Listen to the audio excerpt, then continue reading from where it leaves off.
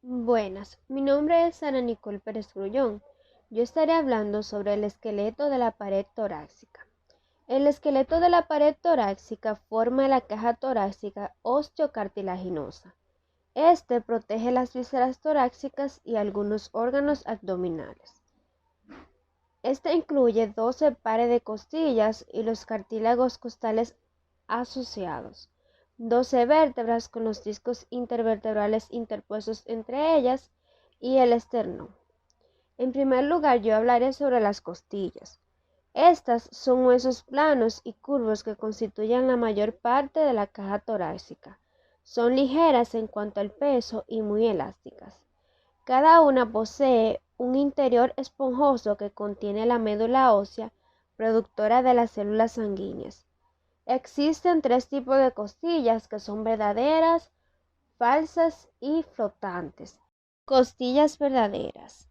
Estas se unen directamente al esternón mediante sus propios cartílagos costales, van desde la número 1 hasta la número 7. Costillas falsas.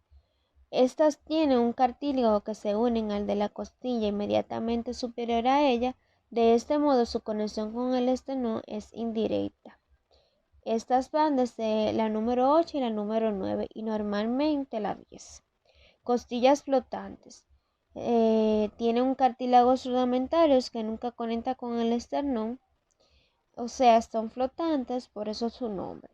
A veces también en esas encontramos la número 11 y la número 12 y a veces la 10. Estas costillas se dividen se clasifican en costillas atípicas y típicas. Las costillas típicas, que van desde la número 3 hasta la número 9, estas poseen una cabeza con forma de cuña y dos caras articulares separadas por la cresta de la cabeza de la costilla. Una cara que se articula con su vértebra numéricamente correspondiente y la otra lo hace con la superior. Un cuello que conecta la cabeza con el cuerpo al nivel del tubérculo. El tubérculo se encuentra en la unión del cuello y el cuerpo. Y por último, un cuerpo delgado, plano y curvo, especialmente en el ángulo de la costilla donde ésta gira de forma anterolateral. El ángulo también constituye el límite lateral de la inserción en las costillas de los músculos profundos del dorso. En la superficie interna y cóncava del cuerpo hay un surco de la costilla, paralelo al borde inferior de la costilla, que protege algunos nervios y vasos intercostales. Costillas atípicas. En estas van la 1, la 2, la 10 y la 12. Estas se diferencian de las otras por varias características. La primera costilla es la más ancha, corta y curvada de las 7 verdaderas. Tiene una única cara en su cabeza para articularse solo con la vértebra T1 y dos surcos. Los surcos están separados por una cresta y un tubérculo del músculo escaleno anterior que proporciona inserción a dicho músculo. La segunda costilla es más delgada, menos curva y más larga que la primera. Tiene dos caras articulares en su cabeza para la articulación con los cuerpos de las vértebras T1 y T2. Su característica más atípica es un área rugosa en su cara posterior, la tuberosidad del músculo serrato anterior. Entonces, las costillas 10 y 12, al igual que la primera, tienen solo una cara articular en su cabeza y se articulan con una sola vértebra. Las vértebras 11 y 12 son cortas y no presentan cuellos ni tubérculos. Para finalizar, estaré hablando sobre las vértebras torácicas. La mayoría de las vértebras torácicas son vértebras típicas, ya que son independientes y tienen cuerpo, arco vertebral y 7 procesos para las uniones musculares y articulares.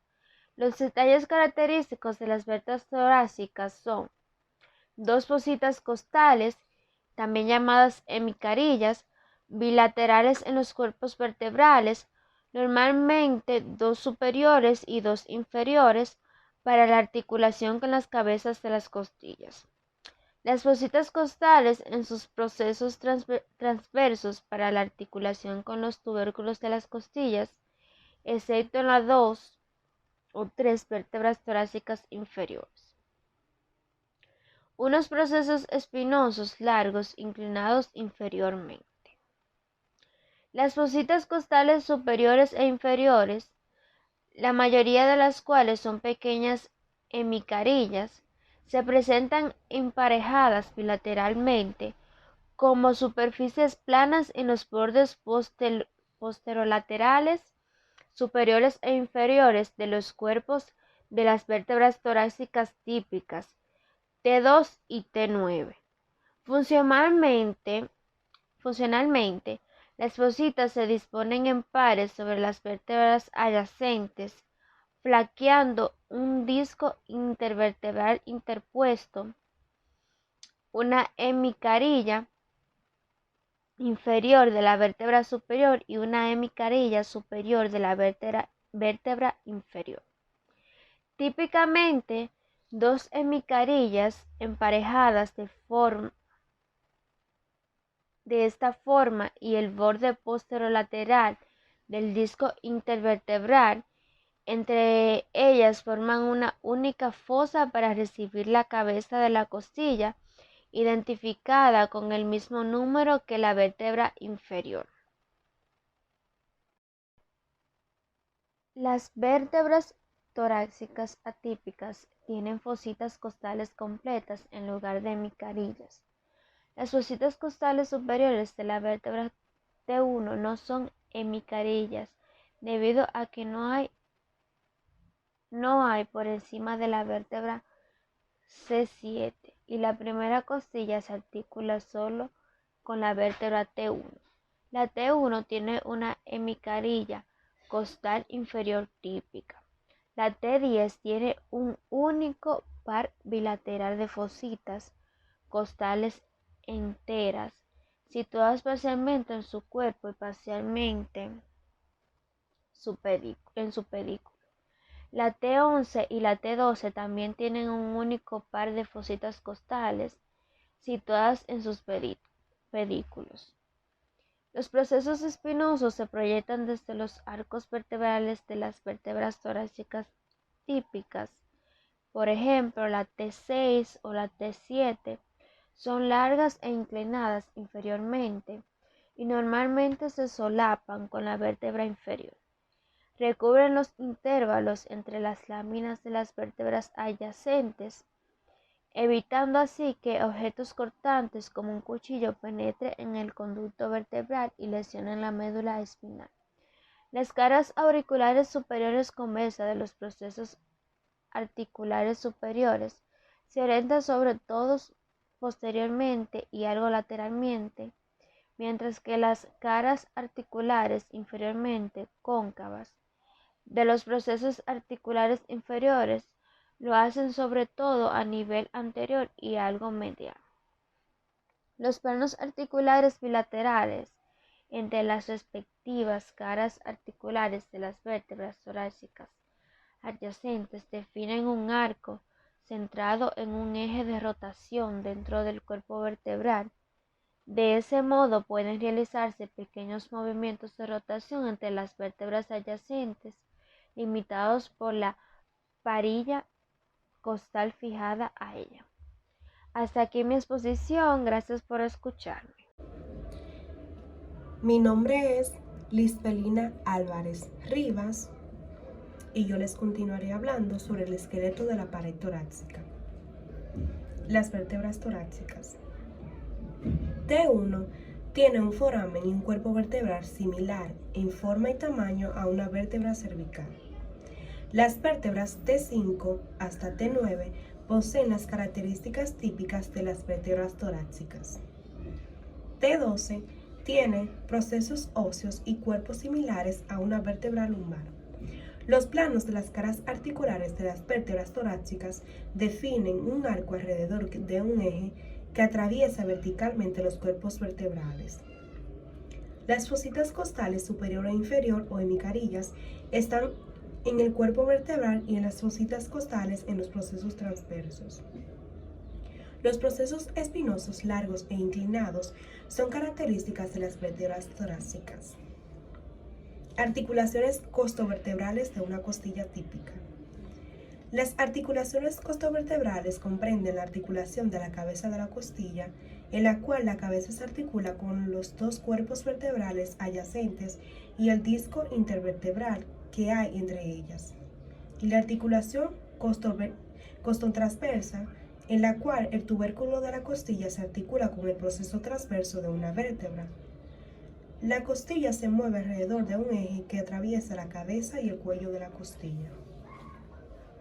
El esternón es un hueso plano y alargado verticalmente, forma la parte central de la porción anterior de la caja torácica. Recubre directamente y protege las vísceras en general y en gran parte el corazón en particular. El esternón consta de 3 porciones: manubrio, cuerpo y procesos sifoides. En adolescentes y adultos jóvenes, las 3 partes están unidas mediante articulaciones cartilaginosas que se osifican durante la edad adulta, media o tardía. El manubrio tiene forma como de una empuñadura de una espada, con el cuerpo esternal formando lo que es la hoja. Es un hueso más o menos trapezoidal. El manubrio es la porción más ancha y gruesa de las 3 partes del esternón. La incisura yugular o incisura supraesternal es la que se palpa fácilmente. Es la parte central, cóncava, del borde superior del manubrio. Se acentúa por los extremos mediales o externales de las clavículas, las cuales son más grandes que las relativamente pequeñas incisuras claviculares del manubrio, que la reciben y forman lo que son las articulaciones esternoclaviculares. Inferolateral a la incisura clavicular está el cartílago costal de la primera costilla, fuertemente unido al borde lateral del manubrio. Esta es la sincondrosis de la primera costilla. El manubrio y el cuerpo del esternón se hallan en planos ligeramente diferentes. Superior e inferior a su unión es la articulación manubrio-esternal, que forma una proyección, el ángulo del esternón o el ángulo de Lewis. El cuerpo del esternón es más largo que estrecho y más delgado que el manubrio, y está localizado a nivel de las vértebras T5 a la T9. Su anchura es variable debido a sus bordes laterales con el borde festoneado o en forma de onda por las incisuras costales. La superficie anterior casi plana del cuerpo del esternón está marcada en los adultos por 3 crestas transversales variables que representan las líneas de fusión o sinostosis de sus 4 esternebras que están originalmente separadas. El proceso sifoides es la porción más pequeña y variable del esternón. Es alargado y delgado. Su extremo inferior se encuentra a nivel de la vértebra T10. Mayormente es puntiaguda, pero también puede tener forma de rombo, curviado o desviado hacia un lado o anteriormente. El proceso sifoides es muy importante porque es un punto de referencia de plano medio. En su unión con el cuerpo del esternón forma lo que es la articulación sifoesternal. Esta señala el límite inferior en la parte central de la cavidad torácica, proyectada en la pared anterior del cuerpo. Esta unión es también la localización del ángulo infraesternal o subcostal, que está formado por los arcos costales derecho e izquierdo. También este es un marcador de la línea media para el límite superior del hígado, el centro tendinoso del diafragma y el borde inferior del corazón. Aberturas torácicas. La caja torácica proporciona una pared periférica completa, pero está abierta superiormente e inferiormente. La abertura superior es mucho más pequeña, es un lugar de paso que permite la comunicación con el cuello y los miembros superiores. La abertura inferior es más grande y proporciona el origen del diafragma. Es similar a un anillo que cierra completamente la abertura. Los desplazamientos del diafragma controlan el volumen y la presión interna de la cavidad torácica, proporcionándole la base para la respiración corriente, mejor conocida como el intercambio de aire. La abertura torácica superior u orificio torácico superior está delimitado posteriormente por la vértebra T1, cuyo cuerpo empuja anteriormente en la abertura, lateralmente por el primer par de costillas y sus cartílagos costales, anteriormente por el brote superior del manubrio. Las estructuras que pasan entre la cavidad torácica y el cuello a través de la abertura torácica superior oblicua y en forma de riñón son la tráquea, el esófago, los nervios y los vasos que proporcionan inervación, irrigación y drenaje a la cabeza, el cuello y los miembros superiores. Esta abertura mide de 6.5 centímetros antero-posteriormente y 11 centímetros transversalmente. La abertura torácica inferior u orificio torácico inferior está limitada posteriormente por la duodécima vértebra torácica, cuyo cuerpo empuja anteriormente en la abertura. Posterolateralmente está limitada por los pares de costilla 11 y 12. Anterolateralmente por la unión de los cartílagos costales de las costillas séptima a la duodécima que forman los arcos costales. Y anteriormente está limitada por la articulación cifoesternal. La abertura torácica inferior es mucho más espaciosa que la abertura torácica superior y tiene un contorno irregular, es oblicua, porque la parte posterior es mucho más larga que la anterior. Al cerrar la abertura torácica inferior, el diafragma separa las cavidades torácica y abdominal casi por completo y pasan algunas estructuras del tórax al abdomen a través de la abertura que atraviesa el diafragma, por ejemplo, el esófago y la vena cava inferior. Posteriormente a este pasa la aorta. Movimientos de la pared torácica. Los movimientos de la pared torácica y del diafragma durante la inspiración aumentan el volumen intratorácico y los diámetros del tórax. En consecuencia, los cambios de presión provocan alternativamente la aspiración de aire hacia el interior de los pulmones, es decir, inspiración, a través de la nariz, la boca, la laringe y la tráquea, y su expulsión a los pulmones, expiración, a través de los mismos conductos. Durante la expiración pasiva, el diafragma, los músculos intercostales y otros se relajan, con lo que disminuye el volumen intratorácico y aumenta la presión intratorácica. Al mismo tiempo, la presión intraabdominal disminuye y las vísceras abdominales se descomprimen. El tejido elástico de los pulmones, que estaba expandido, se retrae y se expele la mayor parte del aire.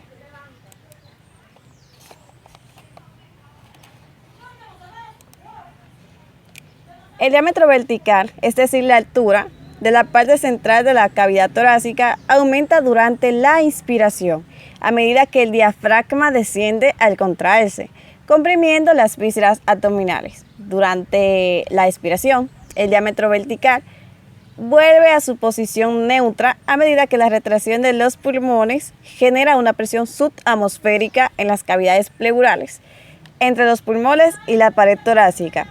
Como resultado de ello, y la ausencia de resistencia sobre las vísceras previamente comprimidas, las cúpulas del diafragma ascienden y se reduce el diámetro vertical.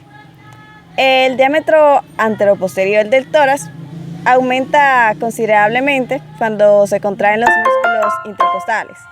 El movimiento de las costillas, fundamentalmente entre la segunda y la sexta, en las articulaciones costovertebrales, alrededor de un eje que pasa a través del cuello de las costillas.